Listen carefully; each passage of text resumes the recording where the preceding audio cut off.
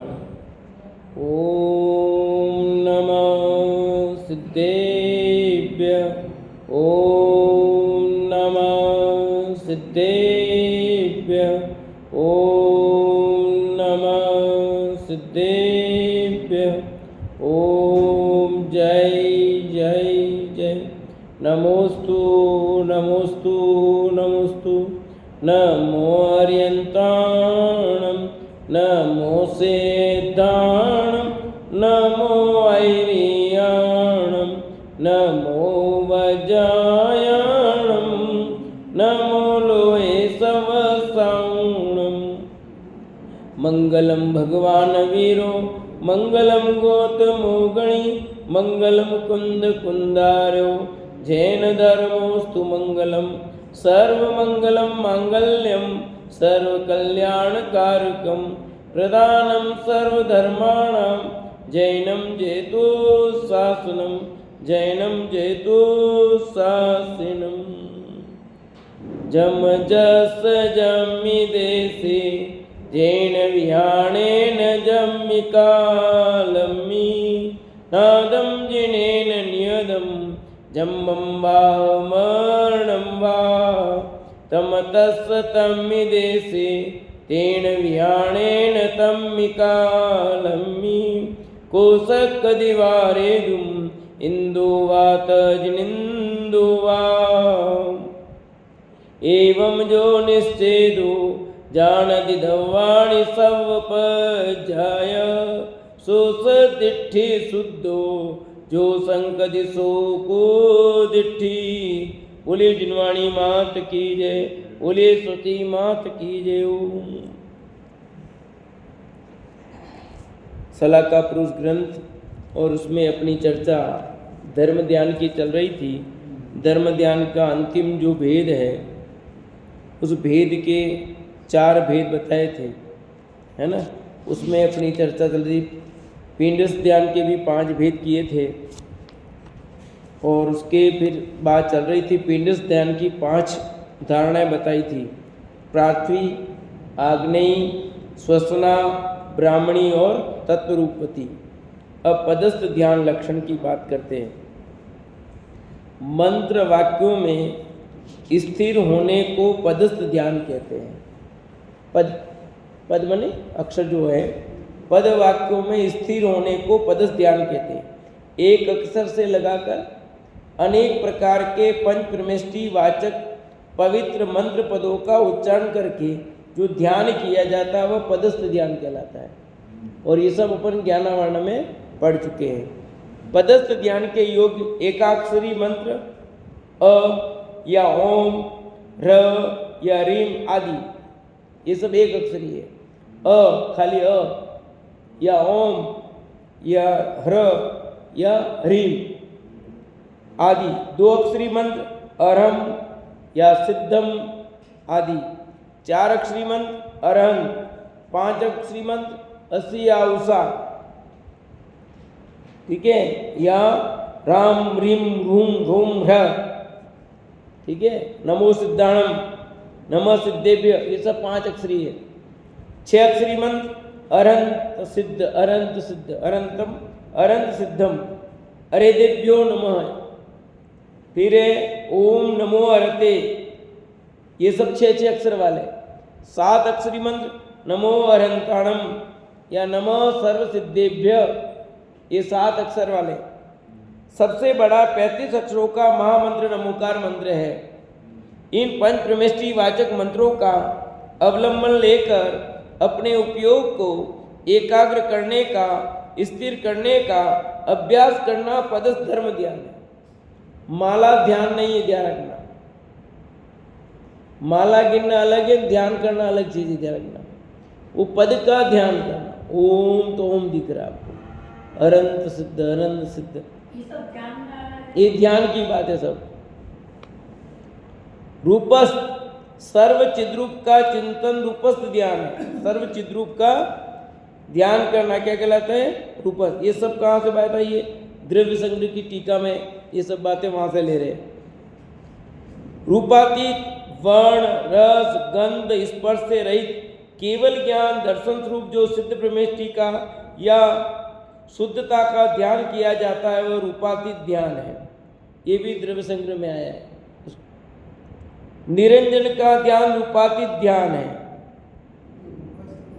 हाँ,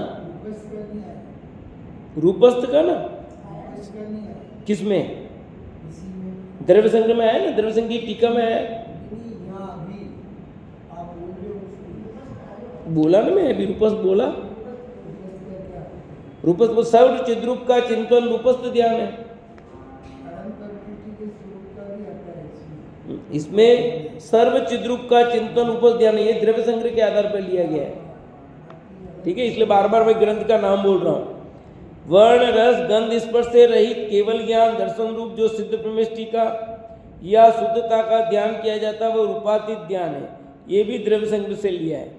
निरंजन का ध्यान रूपातीत ध्यान है, ये लिया है भाव पाउट द्रव्य संग्रह की टीका से ही।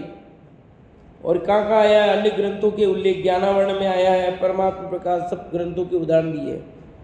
उपयुक्त 4 भेदों के अतिरिक्त धर्म ध्यान के 6 भेद और भी कहे गए जो इस प्रकार है। उपाविचय, जीव विचय, अजीव विचय, विराग विचय, भव विचय और कारण विचय, ये 6 भेद और मिलते हैं। क्या मतलब इनका? उपाय विचय, आत्मा का कल्याण करने वाले जिनोपदिष्ट उपायों का चिंतन करना। आत्म कल्याण के करने वाले जिनेन्द्र भगवान के जो वचन हैं, उपदेश है, उसका चिंतन करना, ये कहलाएगा उपाय विचय। पहले भी आया अपाय विचय, उपाय विचय। जीव विचय, जीव द्रव्य व जीव तत्व के स्वरूप एवं गुण स्थान आदि का चिंतन करना, ये जीव विचय। गोमटसार जीव कांड आ गया, समझ लो। गोमटसार जीव कांड में क्या है? जीव समास का ही तो वर्णन है पूरा। जीव द्रव्य व जीव तत्व के स्वरूप एवं गुण स्थान आदि का चिंतन करना। अजीव विचय, अजीव द्रव्यों के स्वरूप का चिंतन करना अजीव विचय। विराग विचय, 12 भावना आदि के माध्यम से शरीर की अपवित्रता और भोगों की असारता का चिंतन करना विराग विचय है। भव विचय, चारों गतियों में भ्रमण करने वाले जीवों को मरने के बाद जो पर्याय प्राप्त होती है उसे भव कहते हैं। यह भव दुख रूप है तथा यह मनुष्य भव का अभाव करने को मिला है, भव बढ़ाने के लिए नहीं मिला। ऐसा चिंतन करना भव विचय धर्म ध्यान है। ठीक है, कि ये मनुष्य भव किसके लिए मिला है? भव का अभाव करने के लिए मिला, भव बढ़ाने के लिए नहीं। गुरुदेव के प्रवचन में कितनी बार गुरुदेव कहते हैं बात, उसी को यहाँ लिया है। ये मनुष्य भव बढ़ाने के लिए नहीं, भव का अभाव करने के लिए मिला है। और भव का अभाव नहीं करेंगे तो क्या करेंगे?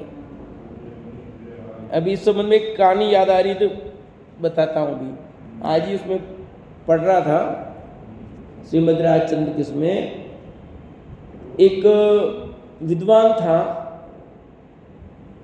अच्छा, उस विद्वान ने सोचा कि अपन कुछ भगवान से मांगे और साधना करेंगे तो कुछ न कुछ मिल जाएगा। पर अब साधना करने के बाद मांगने के पहले सोच लूँ क्या मांगूँ मैं। अपन जो उपासना करेंगे तो फिर लास्ट में तो समय हड़बड़ाहट में क्या मांगेंगे, तो पहले सोच ले क्या मांगे। तो सारी पहले देख लेते लोग कौन लोग सुखी है। हाँ, कौन लोग सुखी हैं सारे। तो वो सब जगह जाता है, एक एक जगह देखता है, एक एक गांव, एक एक नगर। बहुत संक्षेप में करूँगा, उसमें बहुत लंबी चौड़ी है। नगर गांव सब जगह गया, पर हर जगह दुख। कोई किससे दुखी है, कोई किससे, कोई पड़ोसी से दुखी है, कोई पत्नी से दुखी है, कोई बेटे से दुखी है, कोई शरीर से दुखी है, कोई धन से दुखी है, कोई धन नहीं है तो दुखी है। नाना प्रकार के जीव नाना प्रकार से दुखी मिले, कोई सुखी नहीं मिले। फिर उसे ज्ञात हुआ कि बनारस में बहुत बड़ा सेठ है और वो पूर्ण रूप से सुखी है। ठीक है, वो वहाँ गया तो वो सेठ जी ने, पंडित जी है आप भगत की बिठाया और सब बिठाया फिर के, और फिर पूछा भाई आपका आगमन कैसे हुआ है। वो तो मैं आपको बाद में बताऊंगा, पहले आप सब अपना वैभव दिखाओ सब मेरे को, उसके बाद मेरे कारण। ठीक है, सेठ जी ने उनको खाना वाना खिलाया बढ़िया, फिर साथ में खुद ही सब उनका जो भी व्यवहार था सब दिखाया, देख दाख करके, ठीक है। उनको लगा कि यह सुख है, इनके सुख है, क्योंकि कोई अशांति ऐसा कुछ दिखाई नहीं देता है। फिर रात का समय हो गया वहीं सोने का, तब सेठ जी ने पूछा, अब तो आप बताओ आपके आगमन का क्या हेतु है। तो पंडित जी बोले कि मेरे मन में विचार आया कि मैं उपासना करूंगा, साधना करूंगा और सुखी होना चाहता हूँ। पूरे विश्व में कौन ज़्यादा सुखी और कैसे सुखी है, ताकि वही मैं मांगूं और मेरा काम हो जाए। इस दृष्टि से आपके यहाँ सुना आप पूर्ण रूप से सुखी हो, आनंदित हो, और मैंने अनुभव भी किया आपकी पत्नी अनुकूल है, बेटी अनुकूल है, वैभव अनुकूल है, सब शांति है घर में हर तरह से। तो मैंने अनुभव किया आप सुखी हो, मैं संतुष्ट हुआ। सेठ जी ने सारी बात पंडित जी की सुन ली। फिर उन्होंने सेठ जी ने कहा कि आपको ये जो सुख दिखाई दे रहा है ठीक है, पर मैं आपको मेरी कहानी बताता हूँ कि मैं भी 20 वर्ष पहले बिल्कुल रोड छाप हो गया था। मेरे पास सब वैभव था, सब खत्म हो गया, कुछ नहीं बचा। यहाँ तक कि मेरे पास रोटी भोजन करने का सब कुछ चला गया, कुछ नहीं बचा। और जगह जगह घुमा, सब कुछ नहीं। फिर एक गांव में लोग सब, तो फिर मैं गांव से बाहर जब सब लोगों ने मुझे रोका, मत जाओ मत जाओ, पर मैं माना नहीं। और मैं एक जावा चला गया, वहाँ गया, वहाँ एक सेठ जी मिले, उनके यहाँ नौकरी, तो जहाज में काम था, उस जहाज में मैंने नौकरी प्रारंभ की। और उन्होंने मेरे को सब धीरे धीरे उनके वहाँ काम करते मेरा काम हो गया, और मेरे पास 5 लाख रुपए की संपत्ति लगभग हो गई। और उन सेठ जी ने मेरी बहुत हेल्प की। अब सोचने लगा ठीक है, तो मैं वो सब ले करके वापस गांव आया और धीरे धीरे मेरा भाग्य अच्छा चला। तो धीरे धीरे सब कुछ अच्छा हुआ, मेरे को बिजनेस में ऐसा लाभ हो गया, मैंने पैसे लगाए इधर इधर सब तरफ मालामाल। और धीरे धीरे मेरे एक घर बनाए, सब किया। पर मेरा नियम था कि इतने घंटा स्वाध्याय करना, महीने में 12 दिन ब्रह्मचर्य व्रत से रहना, इतने भोजन करना, इतना ये करना, खूब स्वाध्याय चिंतन, और जीवन निर्ग्रंथ रूप बिजनेस में भी मर्यादा का अपने को न्याय नीति से बिजनेस करना, ये करना, सब मेरे नियम है। मैं उसका पालन करता हूँ। ये वैभव सब दुख रूपी है, इसमें कहीं सुख नहीं, सुख जैसा लगता है। मैं तो मेरे निर्ग्रंथता का जीवन ही जीता हूँ, परंतु मैं अभी दीक्षा नहीं ले सक रहा हूँ, कारणवश मैं दीक्षा, पर मैं इस ग्रस्त जीवन में भी इसलिए, और मैं यहाँ पर रोज मेरे यहाँ सभा लगती है 500 लोगों की, और उनको सिखाता हूँ यम नियम सारी चीज़ें। मेरी पत्नी भी इस मार्ग में लग गई है, वो भी महिलाओं को गृहस्थ धर्म का स्वरूप किया है। मैं मुनि बन करके इतना प्रचार नहीं कर सकता था, इसलिए मैंने गृहस्थ धर्म को ही में रह कर अपनी साधना करते हुए सब रहता तो हूँ गृहस्थ में, पर इसे सुख रूप नहीं मानता हूँ, ऐसा सब उसने बताया। तब उस ब्राह्मण को भी लगा कि बात तो सही यही है, सुख रुपये पैसे में तो, इसमें सुख नहीं, सुख तो निर्ग्रंथता में ही है। मैं कहाँ, मेरी बुद्धि कहाँ, मैं पंडित कहलाता हूँ सेठ जी, पर मैं वास्तव में पंडित नहीं हूँ। जितनी गहराई में आपने सोचा है उतना कभी मैंने सोचा ही नहीं। मैं बड़ा विद्वान भले कहलाता हूँ, पर मेरी विद्वत्ता में वो दम नहीं है। और उसने भी अपने परिणामों को, क्या हुआ, तो मेरी विद्वत्ता कोई मतलब नहीं है। इस प्रकार उसने भव के भाग, अपने भव विषय की बात आई ना, यानी भव के अभाव की बात, तो उन्होंने भव के अभाव की बात सेठ जी ने बताई, और वो उन पंडित जी के समझ में आ गई कि सचमुच संसार में कहीं भी सुख नहीं है। दिखाई देता आनंद है, सब आनंद है, पर कहीं न कहीं उसको पूछो जा करके, तो सबने अपने दुख की रोने रोए। सेठ जी ने भी बता दिया उसको कि दुखी है भैया, सुख नहीं है। तो व्यक्ति को लगता है, पर अपने पराई थाली में घी ज्यादा लगता है, ऐसा नहीं कहते हैं? वो सुखी है, वो सुखी है, पर सचमुच सब दुखी है। कोई शरीर से दुखी है, कोई किससे दुखी है, सबके दुख अलग अलग हैं। जो धर्म मार्ग में लगे हैं वो धर्म मार्ग में भी 50 प्रकार से दुखी है। सस्ता चल रही है तो ठीक नहीं चल रही है, वो ऐसा करता है, वो ऐसा करता है, वो करता है, ऐसा करता है, दुखी है। ठीक है, और सबकी कहानी अलग अलग है।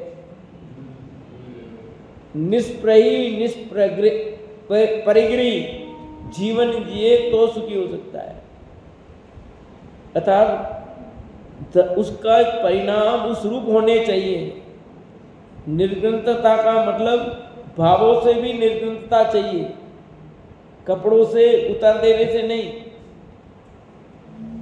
अब है छठा कारण विचय। हाँ, दूर के ढोल सुहावने नहीं लगते।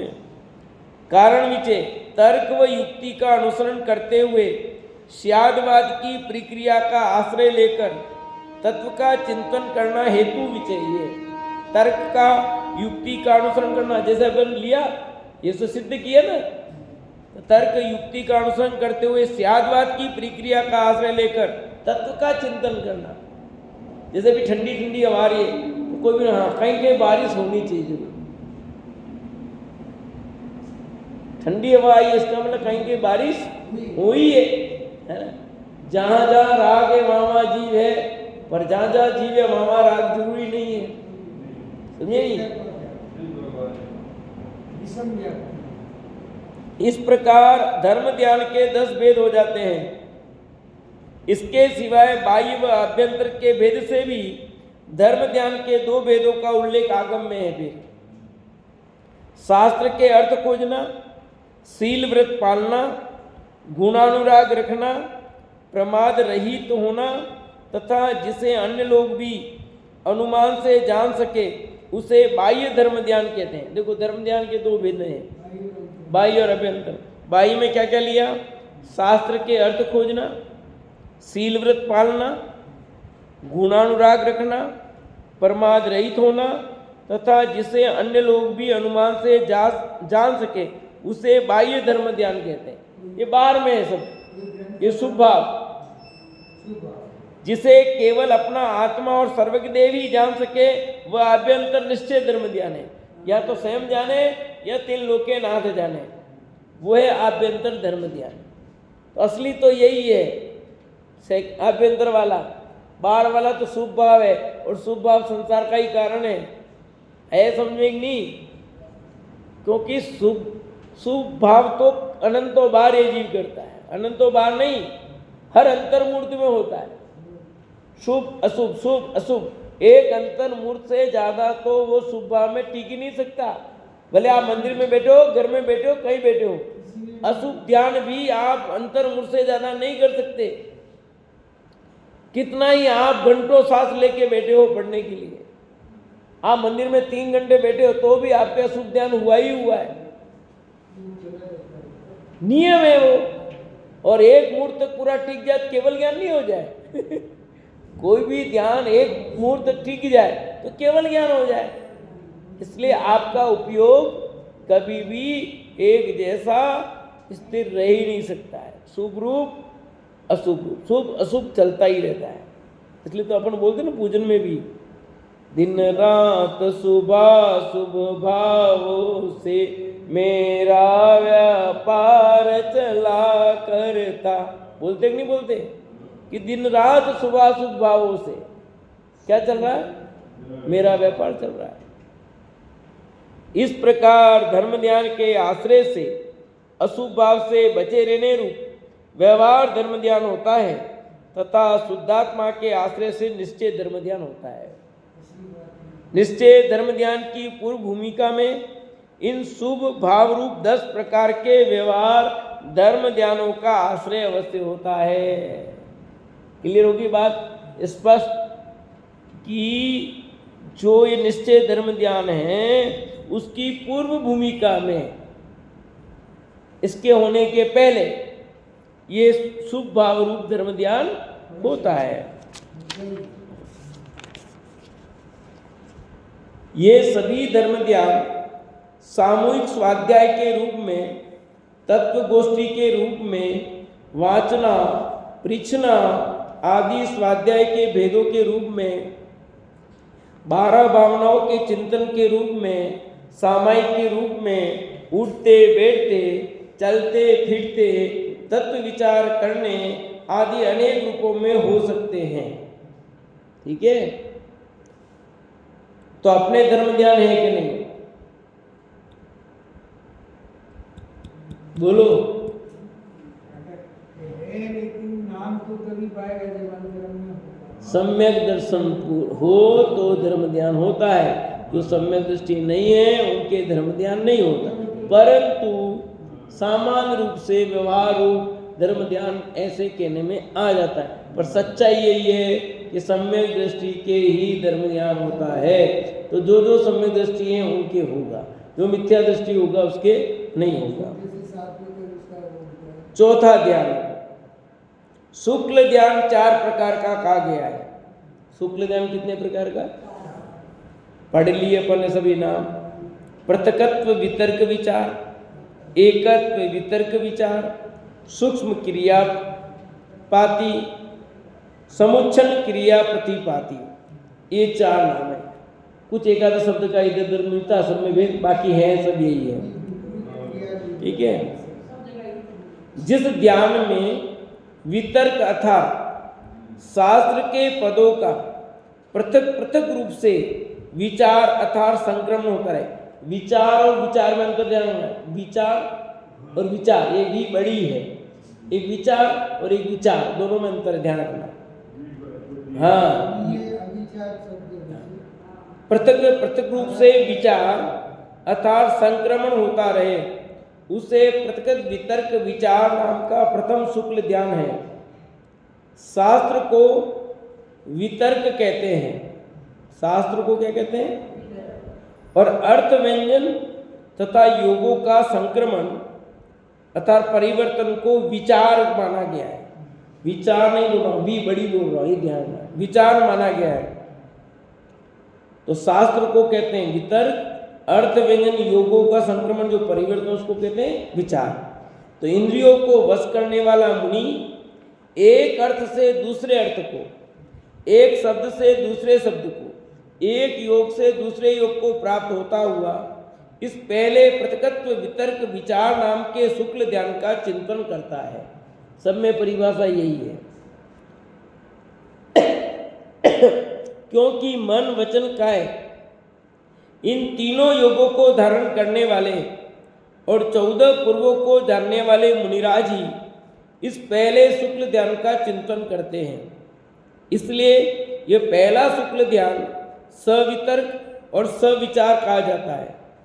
श्रुत स्कंद रूपी समुद्र के शब्द और अर्थों का जितना विस्तार है वह सब इस प्रथम शुक्ल ध्यान का ध्येय अर्थात ध्यान करने योग्य विषय है, और मौनी कर्म का क्षय अथवा उपशम होना इसका फल है। इतनी सब बातें इसमें है। तो इसमें क्या क्या खास बात आई है? एक तो परिभाषा के रूप में समझना चाहिए, एक अर्थ से दूसरे अर्थ, एक योग से दूसरे योग वाली बात, और उसका नाम पृथकत्व वितर्क विचार शुक्ल ध्यान है। तो इसमें मन वचन का है, तीनों योग आगे, और दूसरी बात सारा का सारा विषय किसमें? श्रुत स्कंद रूपी समुद्र के शब्द अर्थ का जितना विस्तार है वो सब इसमें आएगा ही का है। फिर प्रथम शुक्ल का ध्यान है वो 14 पूर्व 3 योगों को धारण करने वाले और 14 पूर्व के जानने वाले मुनिराज ही इस पहले शुक्ल ध्यान का चिंतन करते हैं। तो ये बात खास महत्वपूर्ण है। कौन सी?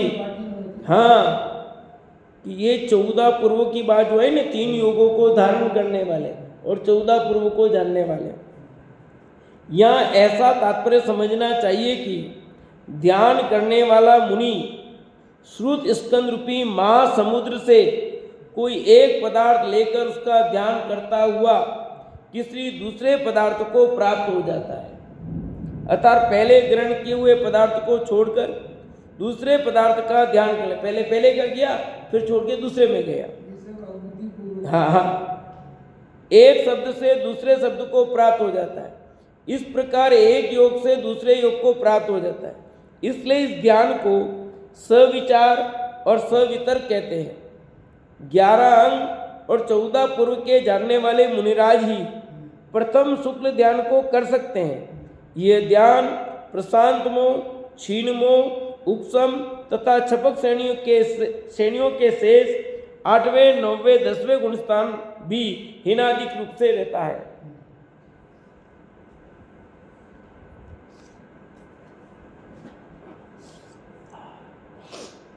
तो यहाँ कह रहे हैं खास गुण स्थानों की बात पहले भी आई है, अभी भी आई।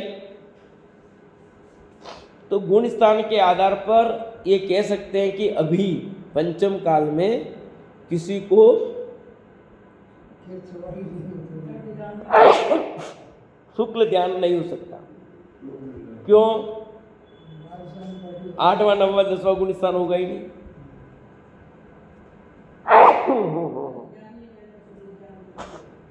अभी 6वां, 7वां गुण स्थान ही होता है। तो धर्म ध्यान हो सकता है, शुक्ल ध्यान अभी किसी को भी यहाँ नहीं होगा। यहाँ मतलब अपने यहाँ पर विदेश क्षेत्र में तो हो सकता है, विदेश क्षेत्र में अभी भी है वहाँ पर। सिर्फ भरत क्षेत्र, ऐरावत क्षेत्र की बात है। तो ये अपने यहाँ की चर्चा है, इसलिए ये समझना। इसलिए 8वें, 9वें, 10वें, 11वें, 12वें गुण स्थान में ये शुक्ल ध्यान की चर्चा है। क्लियर होगी यहाँ पर? वो तो आ गया। 11 अंग और 14 पूर्व के जानने वाले मुनराजी प्रथम शुक्ल ध्यान को कर सकते हैं। यह ध्यान उपशांत, छिन्मो और उपशम तथा छपक श्रेणी के, यह ना प्रशांत मोह, छिन्मो, उपशम तथा छपक श्रेणियों के शेष 8वें, 9वें, 10वें गुणस्थान भी हीनांतिक रूप में रहता है। तो 8वें, 9वें, 10वें गुणस्थान फिर आगे बदलेगा भी। 8वें, 9वें, 10वें, 12वें में अलग है, 13वें में अलग है, 14वें में अलग है। 8 से 10 तक है ये शुक्ल ध्यान का पहला पाया। फिर एकत्व वितर्क नाम का शुक्ल ध्यान भी पहले शुक्ल ध्यान के समान ही जानना चाहिए, किंतु विशेषता इतनी है कि जिसका मौनीय कर्म नष्ट हो गया है, जो पूर्वों को जानने वाला हो, जिसका आत्म तेज हो, ऐसे महामुनि को ही दूसरा शुक्ल ध्यान होता है। जिसकी कसाय नष्ट हो चुकी है, जो गात्या कर्मों को नष्ट कर रहा है, ऐसा मुनि सवितर्क अर्थात शुद्ध ज्ञान सहित अविचार अर्थात अर्थ व्यंजन तथा योगों के संक्रमण से रहित दूसरे एकत्व वितर्क के बलिष्ठ शुक्ल ध्यान का चिंतन करता है। ध्यान तो पहले कर रहा था, पर वहाँ क्या था, एक योग से दूसरे योग पे जा रहा था, एक शब्द से दूसरे शब्द पे जा रहा था। पर द्वितीय शुक्ल ध्यान में अब नहीं जाएगा। वो एक शब्द वही रहेगा, जो योग है वही रहेगा, चेंज नहीं होगा, संक्रमण नहीं होगा। और अब इसका गुणस्थान भी बदल जाएगा, वो आगे बताते हैं। ज्ञानावरण, दर्शनावरण, अंतराय, इन 3 गाती कर्मों के 6 से उत्पन्न होने वाला तथा समस्त पदार्थों को जानने वाला अविनाशिक ज्योतिष रूप केवल ज्ञान का उत्पन्न होना ही शुक्ल ध्यान का फल है। किसका? पहला शुक्ल ध्यान तीनों युगों को धारण करने वाले के होता है, परंतु दूसरा शुक्ल ध्यान एक योग को धारण करने वाले के होता है, भले ही वह एक 3 योगों में से कोई भी नहीं है। 12वें गुण स्थान का विषय है, इसमें लिखा नहीं है, पर ये 12वें गुण स्थान में होता है। नहीं, इसमें नहीं लिखा। 11वां ऊपर आ गया, उपशांत मोह आ गया ना, इसमें लिया था प्रशांत मोह, क्षीण मोह और उपशम सब दिया था। हाँ, यहाँ पर 12वां गुण स्थान में होगा ये, क्योंकि केवल ज्ञान होने वाला है।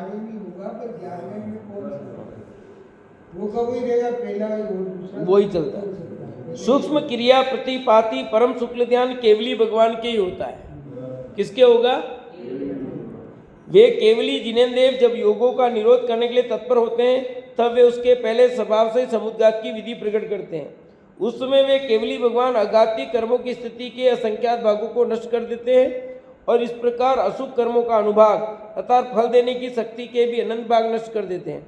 तदंतर अंतर्मूर्त में योग रूपी आश्रय का निरोध करते हुए काय योग के आश्रय से वचन योग और मनोयोग को सूक्ष्म करते हैं। फिर काय योग को भी सूक्ष्म करके उसके आश्रय से होने वाले सूक्ष्म क्रियापाती नामक तीसरे शुक्ल ध्यान का चिंतन करते हैं। ये होता 13वें गुणस्थान के अंत में। पहले 12वें गुणस्थान के अंत में था, ये 13वें गुणस्थान के अंत में होता है। और फिर चौथा होगा वो 14वें गुणस्थान के अंत में। अभी आगे पढ़ते हैं। हाँ, तदंतर जिसके समस्त योगों का बिल्कुल ही निरोध हो गया है, ऐसे वे योगीराज हर प्रकार के आश्रवों से रहित होकर समुच्चन क्रिया प्रतिपाती नाम के चौथे शुक्ल ध्यान को प्राप्त होते हैं। और चौथा जो शुक्ल ध्यान है वो होगा 14वें गुणस्थान के अंत में। उसका काल ही छोटा है, वैसे भी छोटा है, उसी 14वें में ही होता है। वो काल ही छोटा है, इसलिए अंत कहो उसको को कोई दिक्कत नहीं है। पर अब यहाँ पर खास बात समझनी ये है, ये जितने भी ध्यान चारों हैं सब अबुद्धिपूर्वक हैं। कोई ध्यान के लिए स्पेशल बैठना नहीं पड़ता है। क्यों, नाम क्यों दिया फिर? तो जो चीज़ होती है वो कहने में कहाँ दिक्कत है। पर यहाँ जैसे हम ध्यान में बैठे हैं उपयोग लगाना पड़ता है, नहीं, ऐसा कुछ भी नहीं होता है।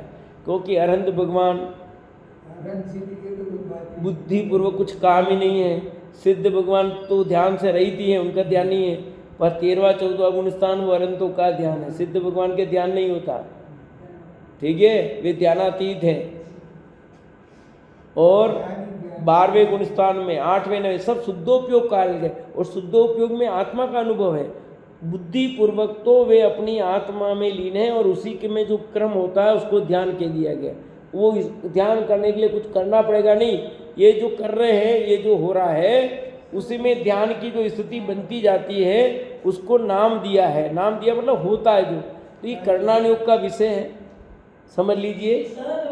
यद्यपि ये द्रव्यानुयोग की बात है, बात तो द्रव्यानुयोग की है, पर इसकी जो सूक्ष्मता है वो सब करणानुयोग का विषय है, केवली गम्य है। पर ध्यान का विषय वो द्रव्यानुयोग और चरणानुयोग के खाते में जाता है। ठीक है, पर इसका जो विषय है सूक्ष्म क्रियापति कितनी होगी, कैसे होगा, कौन सा गुण है, ये सब करणानुयोग का विषय है। और वो केवली गम्य है, हमारे ध्यान में इतना नहीं आता ये चीज़ कि कैसे हो रहा है। तो जिनागम में जो बात जैसी लिखी है उसको उस रूप में स्वीकार करना, ये भी आज्ञा विजय नाम का धर्म ध्यान है। समझ आया कि नहीं है?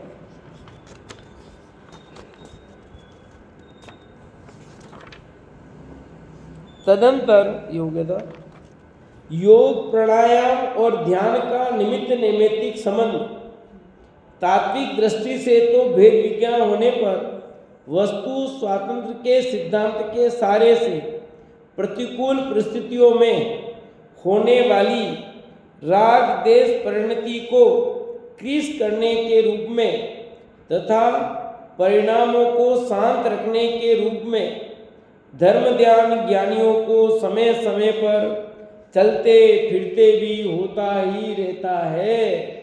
परंतु उसकी विशेष सिद्धि के लिए प्राणायाम की भी आचार्यों ने अनुमोदना की है।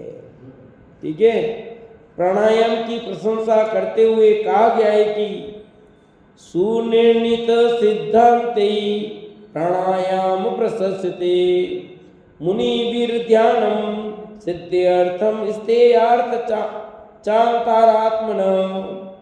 जिन्होंने भले प्रकार से सत्यार्थ सिद्धांत का निर्णय किया है, ऐसे ज्ञानियों ने धर्म ध्यान की सिद्धि के लिए तथा मन की एकाग्रता के लिए प्राणायाम की प्रशंसा की है। अब प्राणायाम का स्वरूप क्या है, क्या प्राणायाम होते हैं, कैसे होते हैं, इसकी चर्चा अपन कल करेंगे। ठीक है।